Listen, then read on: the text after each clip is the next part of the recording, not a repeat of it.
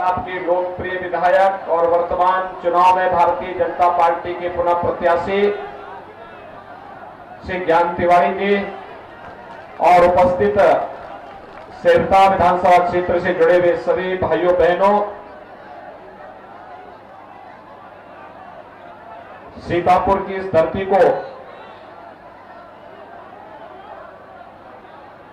जहां पर नेमिष जैसा तीर्थ है,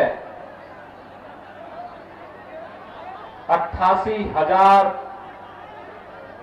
ऋषि मुनियों ने हजारों वर्ष पहले जहां पर एक साथ भारत की वैदिक और पौराणिक परंपरा की आधारशिला रखी थी, इस पावन धराधाम को मैं कोटि कोटि नमन करते हुए आप सभी का हृदय से अभिनंदन करता हूं। भाइयों बहनों, याद करिए 5 वर्ष पहले मैं आया था आपके बीच में और यही भूमि है। मैंने तब आपसे कहा था किसी ज्ञान तिवारी जी को विधायक बना करके भेजिए, यहां की बाढ़ की समस्या का समाधान करेंगे। और भाइयों बहनों, आपके सुयोग्य विधायक ने, कर्मठ विधायक ने बाढ़ की समस्या का स्थायी समाधान की दिशा में कदम बढ़ाए और आज आजादी के बाद जिस समस्या का समाधान नहीं हो पाया था, श्री ज्ञान तिवारी जी के नेतृत्व में सेवता की उस समस्या का समाधान हुआ है। भाइयों बहनों, 2017 के पहले जब हम लोग उत्तर प्रदेश के किसी भी कोने में जाते थे, उत्तर प्रदेश के अंदर जाते थे तो यहां पे सुरक्षा का खतरा था। उत्तर प्रदेश के अंदर हम कहीं जाते थे तो उत्तर प्रदेश में पूरी तरह अराजकता थी, गुंडागिर्दी थी।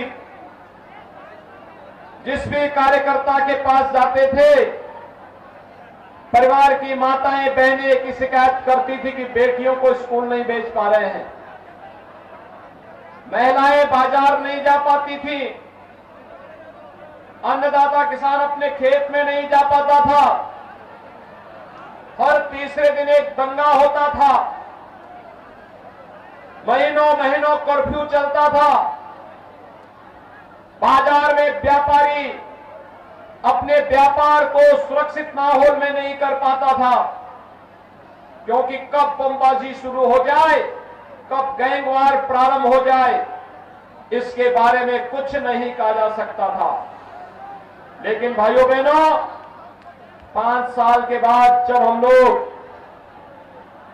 आज आपके बीच में आए हैं, 5 साल पहले प्रधानमंत्री मोदी जी के आह्वान पर उत्तर प्रदेश की जनता जनार्दन ने भारतीय जनता पार्टी को प्रचंड बहुमत की सरकार दी थी और 5 साल सत्ता में रहने के बाद जो अपना रिपोर्ट कार्ड लेकर के इस चुनाव में हम आपके बीच में आए हैं, आज मैं आपसे कह सकता हूं, इन 5 वर्षों में उत्तर प्रदेश में कोई दंगा नहीं हुआ, आज उत्तर प्रदेश में कोई कर्फ्यू नहीं है। भाइयों बहनों, जिन बाजारों में पहले बमबाजी होती थी, वहां पर बमबाजी भी नहीं, जहां कर्फ्यू लगता था, आज वहां कावड़ यात्रा निकल रही है। जहां पर बमबाजी होती थी, आज भाइयों बहनों बमबाजी नहीं, आज हर हर बम बम का नारा लगाते हुए कावड़ यात्री जब धूम धड़ाके के साथ निकलता है, पूरे उत्तर प्रदेश के अंदर शिव भक्तों की लहर, उत्तर प्रदेश के अंदर भक्ति का सा माहौल बना करके उत्तर प्रदेश के अंदर एक नई शक्ति का संचार करता हुआ दिखाई देता है। ये वही दंगाई कहां चले गए? उन्हें मालूम है कि आज उत्तर प्रदेश में दंगा करेंगे बाप दादों की सारी कमाई सरकार जब्त कर देगी और उल्टे जेल में अलग से जाना पड़ेगा। आज प्रदेश में दंगा नहीं होता, आज प्रदेश में शांति का माहौल है। प्रदेश विकास की नई ऊंचाइयों को छूता हुआ आगे बढ़ रहा है। प्रदेश में पर्व और त्योहार शांतिपूर्ण तरीके से मनाए जाते हैं। पहले होली और दीपावली आती थी, अंधेरा रहता था, बिजली की भी जाती हुआ करती थी। अगर ईद और मुहर्रम है तो बिजली आएगी, और अगर होली और दीपावली रहती थी तो बिजली नहीं आएगी। यही तो होता था। 2017 के पहले बिजली मिलती थी, जरा जोर से बोलिए, मिलती थी। आज तो बिजली मिल रही होगी ना, आज तो भेदभाव नहीं होता है ना। आज चाहे होली हो, दीपावली हो, ईद हो, मुहर्रम हो, क्रिसमस हो, 24 घंटे बिजली रहती है। अगर यहां खुशी तो वहां भी खुशी, यहां सुरक्षा तो वहां भी सुरक्षा। 25 करोड़ जनता को सुरक्षा का माहौल देने का कार्य भारतीय जनता पार्टी की डबल इंजन की सरकार ने किया है। आज प्रदेश की बेटी बेखौफ स्कूल जा सकती है। आज प्रदेश का व्यापारी प्रदेश के अंदर कहीं भी अपना व्यापार कर सकता है। उसको कोई भी न कोई धमकी दे सकता है, न उससे कोई गुंडा टैक्स वसूली कर सकता है, और हमारे नौजवानों के भविष्य के साथ भी कोई खिलवाड़ नहीं कर सकता है।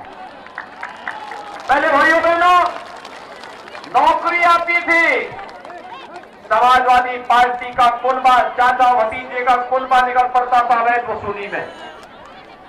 नौजवानों को नौकरी नहीं मिलती थी, भर्ती के नाम पर घोटाला होता था, न्यायालय उस पर स्टे करता था, भर्ती फिर रद्द हो जाती थी। भाइयों बहनों, आज तो प्रदेश के अंदर 5 वर्ष में 5 लाख नौजवानों को सरकारी नौकरी दे दी। सुरक्षा का बेहतर वातावरण बनने के कारण आज प्रदेश के अंदर व्यापक पैमाने पे यहां पर आज कहीं कोई समस्या नहीं, निवेश हो रहा है, और निवेश का प्रतिफल हमारे नौजवानों को रोजगार के रूप में हम सबको प्राप्त हो रहा है। आज प्रदेश के अंदर हर एक क्षेत्र में खुशहाली लाने का प्रयास हो रहा है, और उस खुशहाली के माहौल में भाइयों बहनों, जब उत्तर प्रदेश विकास की एक नई रफ्तार को पकड़ रहा था, उसी समय कोरोना जैसी महामारी ने पूरी दुनिया को आ घेरा। कोरोना महामारी के कारण दुनिया के अंदर लाखों की संख्या में मौतें हुई। हर मौत हमारे लिए दुखद है, लेकिन भाइयों बहनों, प्रधानमंत्री मोदी जी के नेतृत्व में कोरोना प्रबंधन का बेहतर प्रयास किया गया। जीवन को भी और जीविका को भी बचाने का प्रयास हुआ, और सबके बावजूद प्रयास किया गया कि फ्री में टेस्ट हो, फ्री में उपचार हो, हर व्यक्ति को फ्री में वैक्सीन भी मिले। कितने लोगों ने वैक्सीन ले ली है? सीतापुर में, सेवता में कितने लोगों ने वैक्सीन ली है? सड़क के इस पार आप सबको बहुत बहुत धन्यवाद, आपका अभिनंदन। भाइयों बहनों, ये वैक्सीन कोरोना के खिलाफ देश की लड़ाई का प्रतीक है। कोरोना की तीसरी वेव कब आई, कब चली गई, कोई पता नहीं। कारण है आपने वैक्सीन ले ली थी, कोरोना आपका बाल बाका नहीं कर पाया। भाइयों बहनों, जो लोग वैक्सीन के खिलाफ दुष्प्रचार करते थे, कहते थे ये मोदी वैक्सीन है, कहते थे ये भाजपा वैक्सीन है, आज उनको जवाब दीजिए। अपने वोट की चोट से उनको जोरदार तमाचा मारिए। और बोलिए कि अगर भाजपा वैक्सीन और मोदी वैक्सीन से जान बची है तो वोट भी हमारा भाजपा को ही जाएगा। ये बोलेंगे, ये बोलेंगे। और भाइयों बहनों, डबल इंजन की सरकार है, फ्री वैक्सीन, सबको वैक्सीन।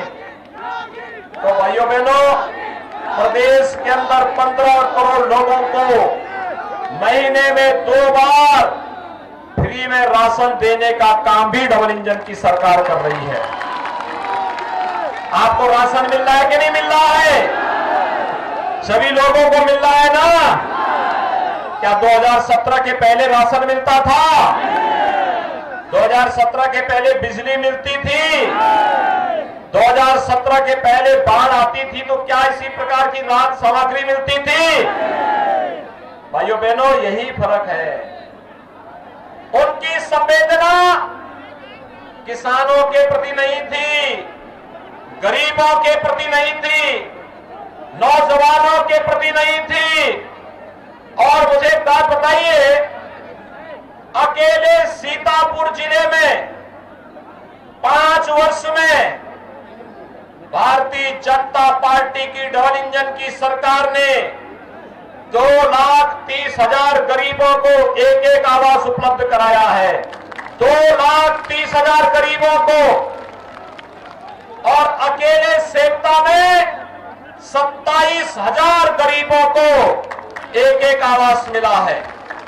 भाइयों बहनों, 5,40,000 गरीबों को एक शौचालय मिला है।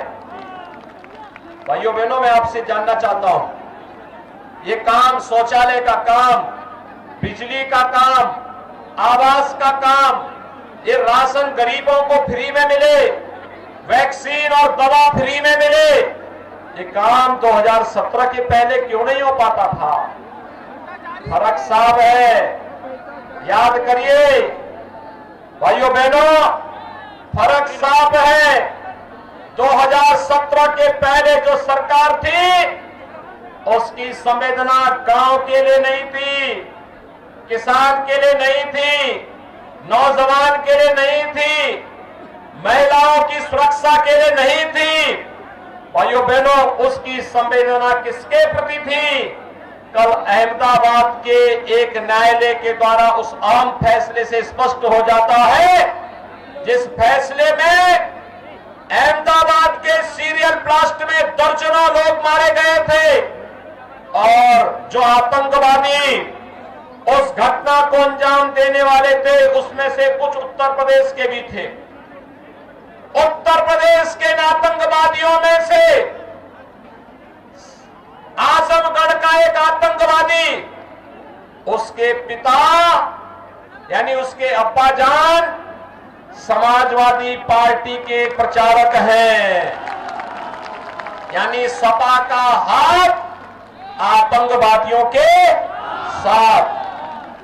तो जो आतंकवादियों के प्रति जिसकी संवेदना होगी, क्या आप उसको समर्थन करेंगे? आखिर समाजवादी पार्टी ने 2012 में क्या किया था? जब आईटीएस ने आतंकवादियों के खिलाफ दायर मुकदमों को वापस लेने का प्रयास किया था, श्री राम जन्मभूमि पर आतंकी हमला करने वाले, संकट मोचन मंदिर पर आतंकी हमला करने वाले, लखनऊ, अयोध्या और वाराणसी की कचहरियों पर आतंकी हमला करने वाले, बरेली और बिजनौर में आतंकी घटनाओं को अंजाम देने वाले, गोरखपुर और कानपुर में सीरियल ब्लास्ट करने वाले जितने आतंकवादी थे, इन सभी के मुकदमों को वापस लेने का कुत्सित प्रयास समाजवादी पार्टी की तत्कालीन सरकार ने किया था। भाइयों बहनों, उनकी संवेदना आतंकवादियों के प्रति। लेकिन जब हमारी सरकार आई, हमने पहला फैसला किया था 86 लाख किसानों का 36,000 करोड़ रुपए के कर्ज माफी का। हमारी संवेदना अन्नदाता किसानों के प्रति थी, हमारी संवेदना नौजवानों के प्रति थी, हमारी संवेदना अपनी बेटियों की सुरक्षा के लिए थी, माताओं की सुरक्षा के लिए थी। और यही कारण है कि आज प्रदेश की हर माता, हर बहन पार्टी लाइन से ऊपर उठकर, जाति मत और मजहब की लाइन से ऊपर उठ करके भारतीय जनता पार्टी के कमल के चुनाव चिन्ह पर भारी संख्या में मतदान कर रही है। प्रथम 2 चरण के मतदान ने साबित कर दिया है भारतीय जनता पार्टी प्रचंड बहुमत की सरकार बनाने वाली है, प्रचंड बहुमत की सरकार बना रही है। और भाइयों बहनों, प्रचंड बहुमत की सरकार ही मजबूत सरकार होती है। मजबूत सरकार का मतलब विकास की योजनाओं को लेकर के आने वाली, विकास के कार्यों को मजबूती के साथ करने वाली मजबूत सरकार का मतलब जिसके एक हाथ में विकास की छड़ी हो लेकिन दूसरे हाथ पर माफियाओं की छाती पर चढ़ाने के बुलडोजर का स्टीयरिंग भी हो। ये दोनों जब एक साथ चलेंगे तो विकास एक नई ऊंचाइयों तक पहुंचता हुआ दिखाई देगा। बहुत सारे लोगों को लगता है कि विकास तो समझ में आता लेकिन बुलडोजर नहीं समझ में आया। मैंने कहा समझने में कुछ देर लगती है, क्योंकि भगवान राम ने क्या कहा था, निस्सरहीन करो वही भुज उठाए प्रण कीन। और भगवान कृष्ण ने भी तो यही कहा था कि परित्राणाय साधूनाम विनाशाय च दुष्कृताम। और यही संकल्प लेकर के हम लोग भी निकले हैं। प्रदेश को अपराध मुक्त, गुंडा मुक्त, दंगा मुक्त, भय मुक्त वातावरण देकर के विकास की प्रक्रिया के साथ जोड़ना, हर व्यक्ति तक बिना भेदभाव के विकास की योजनाओं को पहुंचाना, हर गरीब को शासन की योजनाओं के साथ जोड़ना। और इसके लिए जैसे पिछली बार सेवता से आपने श्री ज्ञान तिवारी जी को भारी बहुमत से विजयी बना करके भेजा था ना, तो मैं फिर आया हूं वही समर्थन मांगने के लिए। भाइयों बहनों, भारतीय जनता पार्टी ने जो कहा उसको करके दिखाया। मुझे एक बात बताइए, अयोध्या में राम मंदिर का निर्माण किसने किया? भाइयों बहनों, क्या समाजवादी पार्टी, कांग्रेस या बसपा अयोध्या में राम मंदिर का निर्माण कराएगी? राम मंदिर का निर्माण तो भारतीय जनता पार्टी की डबल इंजन की सरकार ही कराएगी ना, तो फिर समर्थन भाजपा को मिलना चाहिए ना। ये दंगा मुक्त, अपराध मुक्त, भय मुक्त वातावरण कौन देगा? ये वे लोग देंगे जिन्होंने इन पेशेवर माफिया और अपराधियों को टिकट दिया है। ये काम कोई करेगा, केवल भारतीय जनता पार्टी करेगी। और इसलिए भाइयों बहनों, मैं आपके पास आया हूं आपका आह्वान करने के लिए। श्री ज्ञान तिवारी को भारी बहुमत से विजयी बना के भेजेंगे। भाइयों बहनों, ये काम तब होगा जब चुनाव के दिन पहले मतदान फिर जलपान। पहला मतदान, सभी लोग संकल्प लेकर के मेरे साथ बोलेंगे। सभी लोग सभी सहमत हैं? दोनों हाथ ला करके मेरे साथ बोलेंगे। दोनों हाथ ला करके भारत माता की, भारत माता की, भारत माता की। बहुत बहुत आभार आदरणीय मुख्यमंत्री जी को। आप सबका सब इसमें आपको प्राप्त हो रहा है, मुख्यमंत्री जी का आशीर्वाद मिल रहा है। बहुत बहुत आभार आपका। वो जोरदार बोलिए, भारत माता की।